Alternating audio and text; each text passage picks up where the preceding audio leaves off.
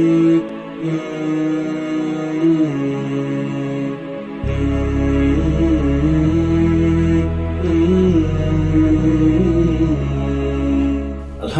Rabbil Alamin wa salatu wa salam ala Rasulillah wa ba'd. Assalamu alaikum wa rahmatullahi wa barakatuh. Soyez les bienvenus aujourd'hui encore sur ce plateau. Inch'Allah, nous sommes toujours sur la question du djihad. Et aujourd'hui, dans ce 41e épisode de ce programme, il est question du fait de forcer les gens à embrasser l'islam. Moi, je m'appelle Teslim Adiema et toujours avec moi ici aujourd'hui sur ce plateau, c'est Oustaz Mohsen Hamza. Assalamu alaikum wa rahmatullah. Wa alaikum salam wa rahmatullah. Et aussi Oustaz Murtala Saad. Assalamu alaikum wa rahmatullah. Oustaz, soyez les bienvenus. Oustaz Murtala, je commence avec vous aujourd'hui. Et la première question est que est-il permis dans la loi islamique de forcer quiconque à embrasser l'islam? Alhamdulillah, wal aqibatu lil muttaqin, wa la udwana illa ala zalimin, wa salatu wa salam ala rasulillahi amin, wa ala alihi wa ashabihi wa man tabi'ahum bi ihsan ila yawmiddin, amma ba'd.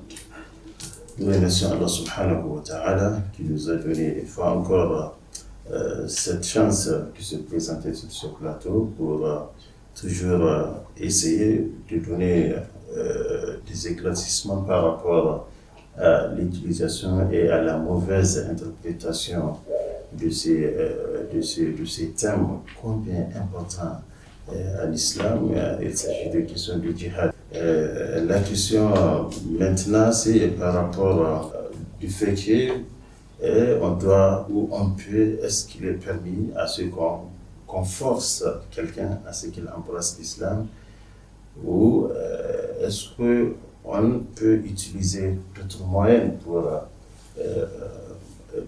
faire la pression à quelqu'un jusqu'au point qu'il va embrasser l'islam. Je pense que la réponse à cette question, quand on essaie de parcourir un peu les versets coraniques et la sunna du prophète sallallahu alayhi wa sallam, on comprend aisément que dans la vie du prophète sallallahu alayhi wa sallam, qui est notre guide suprême en ce qui concerne l'enseignement islamique, on ne trouve nulle part là où le prophète ou bien ses compagnons ont essayé de contraindre quelqu'un à embrasser l'islam. Et les versets coraniques qui sont très nombreux, qui nous ont illustré cette question. Je peux rapidement citer quelques versets coraniques, là où Allah subhanahu wa ta'ala disait dans Surat Al-Baqarah, chapitre 2, verset 256, La ikraha fi ddini qad tabayyana rushdi min al-ghayy. Ce verset qui nous dit que Allah subhanahu wa ta'ala disait la voie, il n'y aura pas de contraintes dans la religion. Donc, ce verset nous enseigne que l'islam, c'est une religion qu'on l'accepte, qu'on intègre dedans suite à une conviction. Donc, il n'est pas question à ce qu'on oblige quelqu'un pour qu'il embrasse l'islam. Et un autre verset aussi, dans Surat 18, verset 29, là où Allah subhanahu wa ta'ala disait وَقُلِ الْحَقُّ مِنْ رَبِّكُمْ فَمَنْ شَاءَ فَلْيُؤْمِنْ وَمَنْ شَاءَ فَلْيَكْفُرْ إِنَّا أَعْتَدْنَا لِلظَّالِمِينَ نَارًا. Donc là, Allah subhanahu wa ta'ala parlait que voilà la vérité, quitte à la personne de choisir la bonne voie, qui est la voie d'Allah, ou de ne pas la choisir. Donc ce verset aussi nous indique clairement qu'il n'est pas question à ce que un musulman ou bien un groupe de musulmans essaye de contraindre quelqu'un à embrasser l'islam par la force. Un troisième verset, comme je l'ai dit, c'est beaucoup de versets, on va essayer juste d'aller rapidement pour citer quelques versets. Là, c'est dans Surat 10, verset 99, là où Allah subhanahu wa ta'ala disait وَلَوْ شَاءَ رَبُّكَ لَآمَنَ مَنْ فِي الْأَرْضِ كُلُّهُمْ جَمِيعًا. Vous voyez, donc la guidance ou le fait d'être musulman, c'est une volonté d'Allah subhanahu wa ta'ala. C'est pas au prophète ni à quelqu'un d'autre de contraindre quelqu'un pour qu'il accepte l'islam. Et un quatrième verset qui est aussi verset cité dans Surat An-Nahl, chapitre 16, verset 9, là Allah subhanahu wa ta'ala disait وعلى الله قصد السبيل ومنها جائر ولو شاء لهداهم أجمعين. Donc c'est à Allah subhanahu wa ta'ala de guider les gens vers sa religion. C'est avec sa volonté, si il avait voulu, لهداهم أجمعين. Il allait vous guider vous tous pour que vous embrassez l'islam. Un autre verset, avant le dernier que j'aimerais citer en réponse à cette question, ce verset qui se trouve dans Surat Al-An'am, verset 149, là où Allah subhanahu wa ta'ala disait قُلْ فَلِلَّهِ الْحُجَّةُ الْبَالِغَةُ وَلَوْ شَاءَ لَهَدَاكُمْ أَجْمَعِينَ. Donc, Mahal Shahid, si Dieu, Allah subhanahu wa ta'ala, avait voulu, elle allait vous guider vous tous vers l'islam. Le dernier verset, qui est aussi un verset de Surat Al-An'am, là où Allah subhanahu wa ta'ala disait, وَكَذَّبَ بِهِ قَوْمُكَ وَهُوَ الْحَقُّ قُلْ لَسْتُ عَلَيْكُمْ بِوَكِيلٍ. Le prophète sallallahu alayhi wa sallam, Allah subhanahu wa ta'ala, l'a pas envoyé pour qu'il soit un gendarme ou un préfet derrière la jambe pour les contraindre à ce qu'ils embrassent l'islam. Donc la question de l'islam, c'est comme je l'ai dit tantôt, donc l'islam, c'est une religion qu'on accepte par la conviction et il est quand même recommandé aux musulmans de diversifier les voies et les moyens pour amener les gens à embrasser l'islam tout en utilisant les moyens qu'ils disposent, les moyens qui par le comportement, le bon comportement, et le bon comportement aussi par propager l'islam selon notre possibilité, comme nous l'a expliqué le prophète sallallahu alayhi wa sallam. Masha'Allah, jazakumullah khairan. Ustaz Mohsin, Ustaz Murtala vient de nous donner des preuves dans le Coran qui démontrent que chacun a le choix de choisir ou ne pas choisir l'islam comme sa foi, comme sa religion. Qu'y a-t-il dans les littératures des hadiths pour soutenir le fait qu'il n'est pas, on ne doit pas forcer, c'est-à-dire l'absence de contraintes contre les autres dans la religion?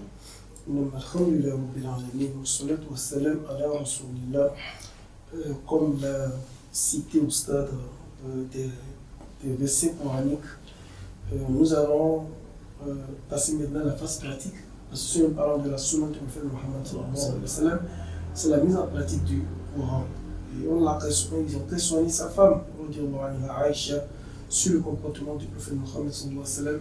Elle a dit quoi? C'était le Coran. Le prophète Mohammed sallallahu alayhi wa sallam, en son temps, il avait un jeune homme qui l'aidait dans les tâches. Et ce jeune homme est tombé malade.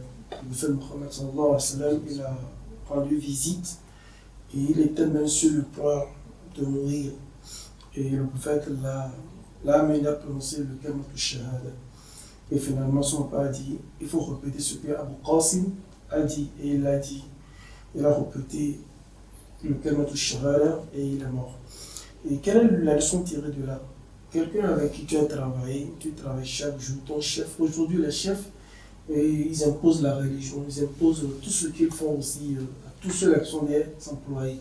Ce n'est pas le mode avec le prophète Mohammed. Le prophète a juste constaté qu'il n'était pas venu, il a rendu visite et il a profité de l'appeler une fois encore à la religion. Ça montre que le prophète ne force personne, sallallahu alayhi wa sallam, à embrasser l'islam.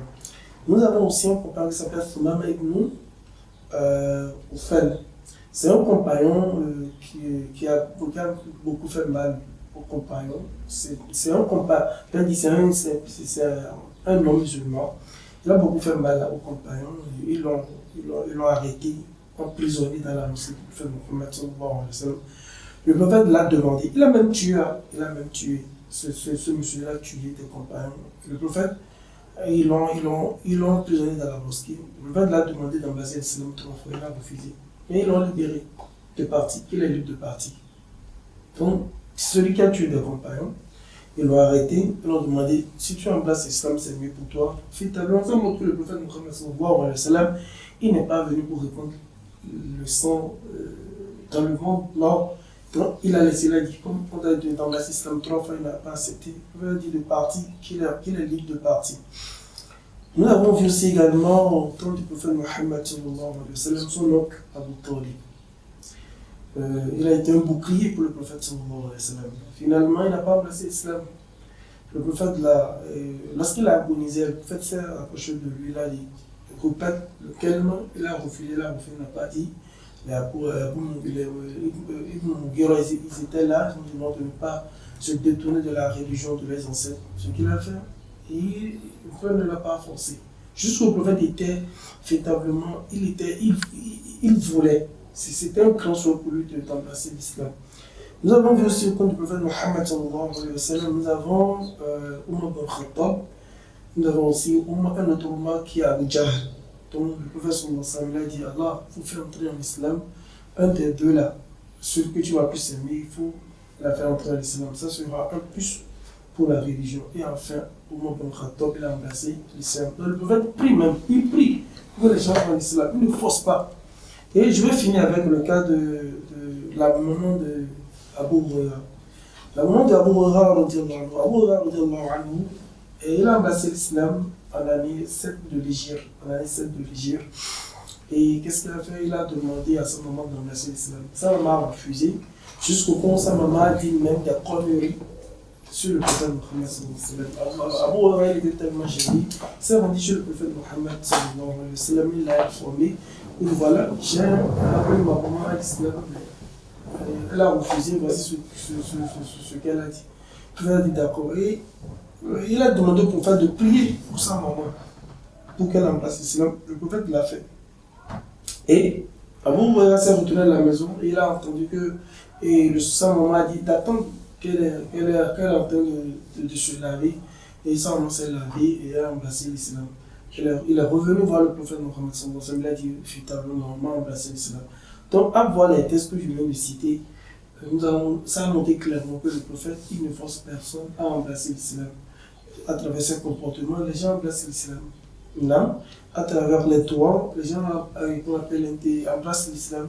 Et ils proposent l'islam, ils ne forcent personne à embrasser l'islam. Dans la vie des gens, même son oncle, son propre oncle, qui est mort en étant mécréant. Donc voici quelques textes venant des propos du prophète Mohammed sallallahu alayhi wa sallam qui montrent clairement que le prophète n'a pas forcé quiconque à embrasser l'islam. Si vous me permettez de citer les paroles de Ibn Qayyim al-Jawzi. Al-Jawzi, il a dit, il deviendra clair pour quiconque étudie attentivement l'histoire, c'est-à-dire la biographie du prophète Mohammed sallallahu alayhi wa sallam, il verra qu'il n'a jamais forcé personne à embrasser l'islam. Il n'a combattu que ceux qui l'ont combattu, mais ceux qui ont conclu un traité avec lui et ne l'ont pas combattu à condition qu'ils respectent le traité. S'ils combattent ceux-là qui ont des traités avec lui, certainement ils ont violé. C'est-à-dire, ils ont violé le traité. C'est pour ça que le prophète Mohammed sallallahu alayhi wa sallam, il les a combattus. Masha'Allah. Donc, on ne force pas des gens à devenir des musulmans, même le prophète sallallahu alayhi wa sallam prier pour des gens pour qu'ils enfin puissent embrasser l'islam. L'exemple de Soumama qui vous nous avez donné, qui a été emprisonné dans la mosquée du prophète sallallahu alayhi wa sallam, et que le prophète sallallahu alayhi wa sallam l'a invité à trois reprises d'embrasser l'islam et il a refusé.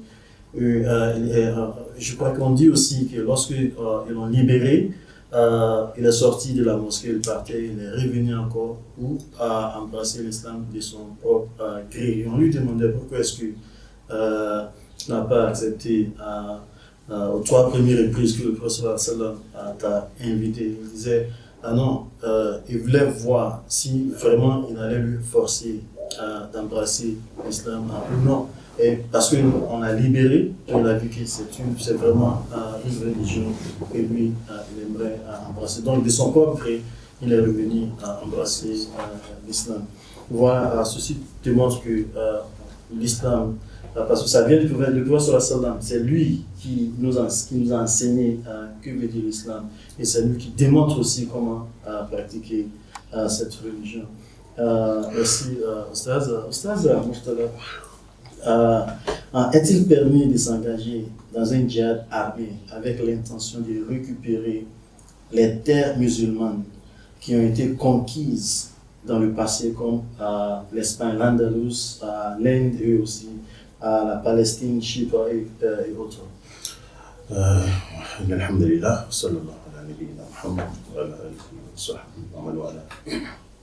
Cette question par rapport aux terres des musulmans qui ont été pris par les non-musulmans, peut-être il serait bon de parler un peu de ces terres-là et donner le point de vue de l'islam par rapport à la détention des terres. Allah subhanahu wa ta'ala nous disait dans Surat Al-A'raf, قال موسى لقومه استعينوا بالله واصبروا إن الأرض لله يورثها من يشاء من عباده.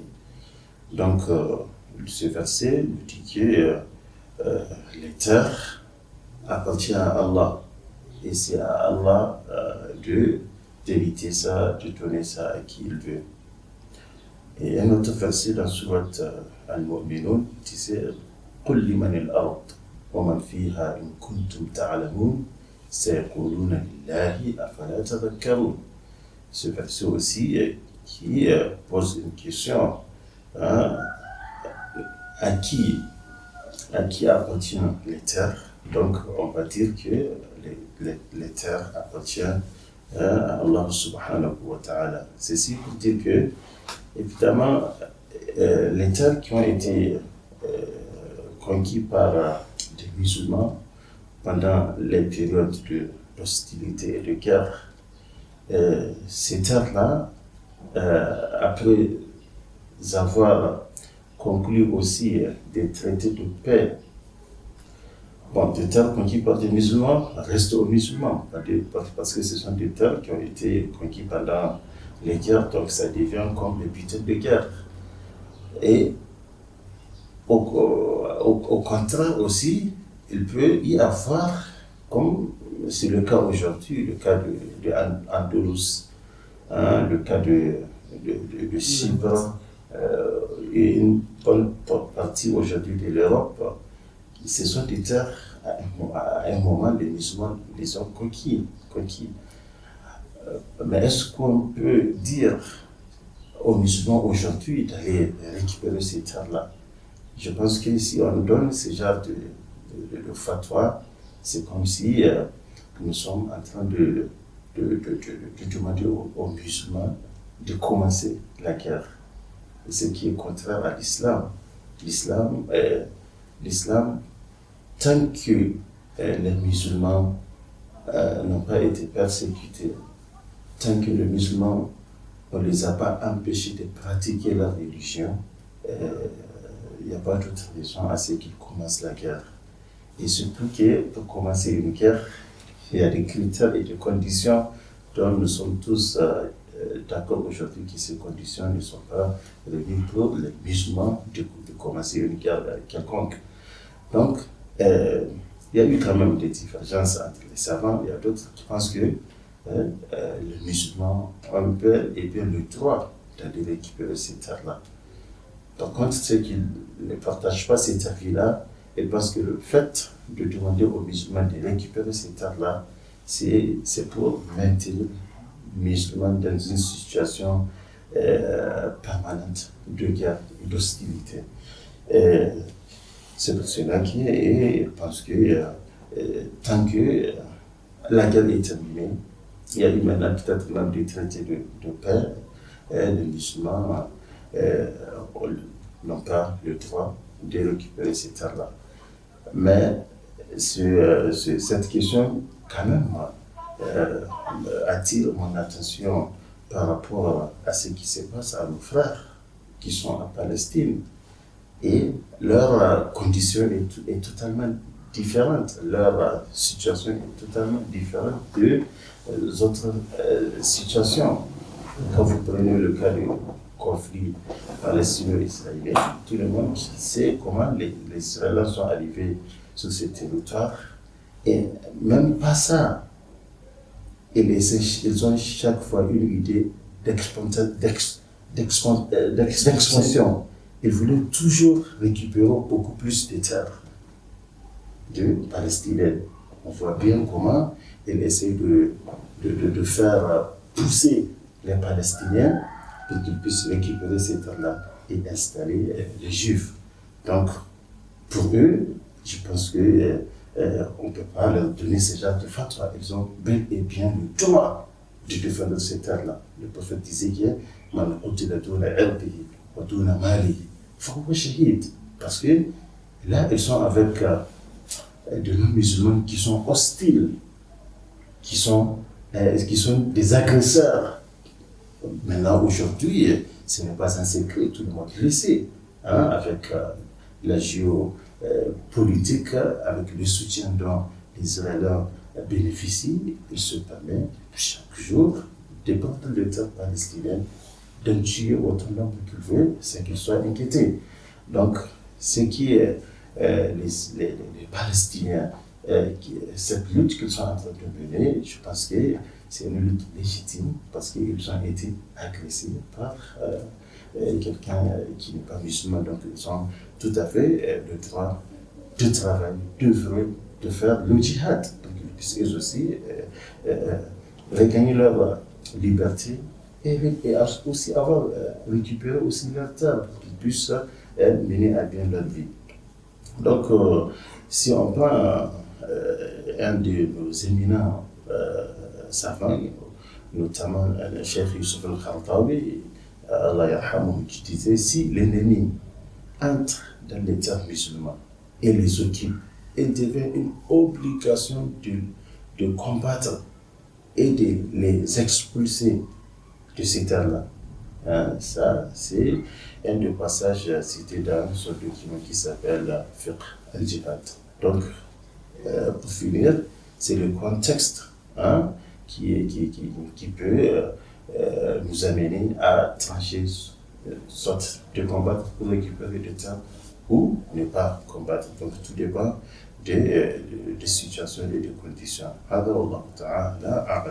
Masha'Allah. Je crois que la comparaison entre la Palestine et aussi l'Inde ou même à l'Andalous, oui. je crois que ce ne sont pas des comparaisons qui sont valides parce que l'Andalous est un territoire qui était déjà perdu.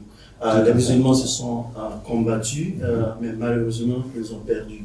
Mais la Palestine on a toujours des musulmans qui sont là-bas et ils n'ont pas assez d'aide que les Israéliens ont. Il n'y a personne qui les aide, donc ils sont toujours là-bas. C'est pas une terre qui est déjà perdue, mais c'est une terre qui est en train d'être perdue. Donc il faut se battre pour le récupérer. Ouais. Donc c'est cette différence que moi je voulais conclure. Une terre perdue est différente d'une terre qui est en train d'être perdue. Donc il faut se battre pour récupérer, pour maintenir cette terre devant toute agression de l'ennemi. Et peut-être un point que je pense qu'il est aussi extrêmement important, c'est par rapport au pacte et aux négociations de la paix entre les Palestiniens et les Israéliens.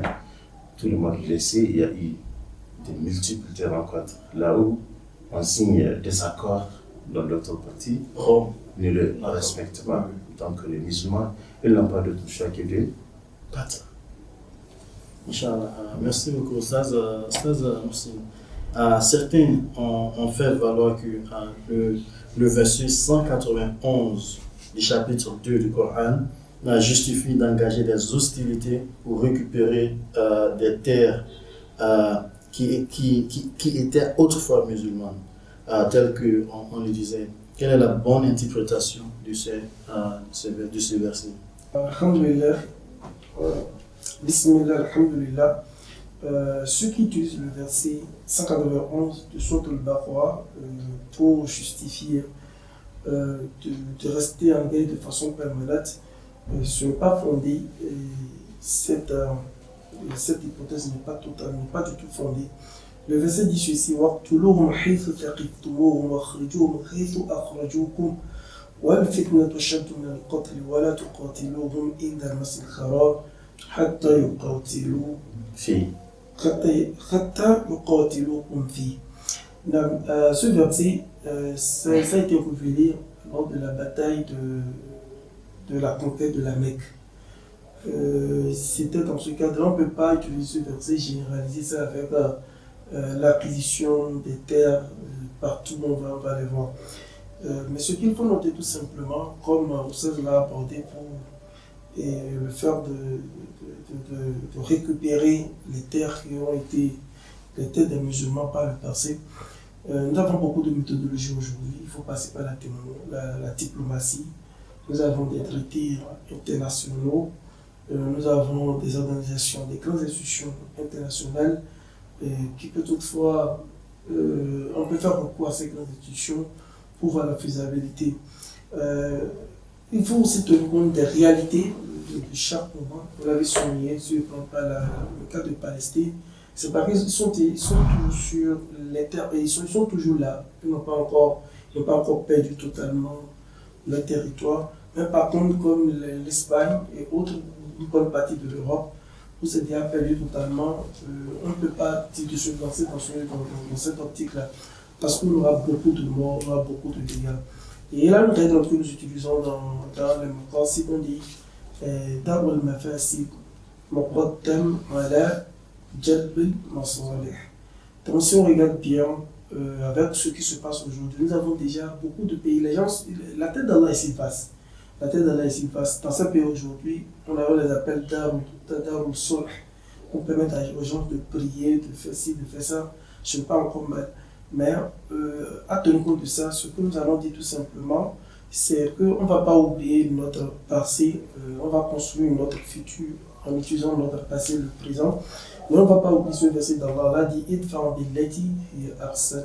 Il faut toujours repousser le mal, pas ce qui est meilleur. Il faut toujours repousser le mal, pas ce qui est le meilleur. Si nous prenons le cas du prophète Mohammed à la conquête de la Mecque, mais toutefois ce danger, il a montré que celui qui a été persécuté pendant 13 ans, il est de retour.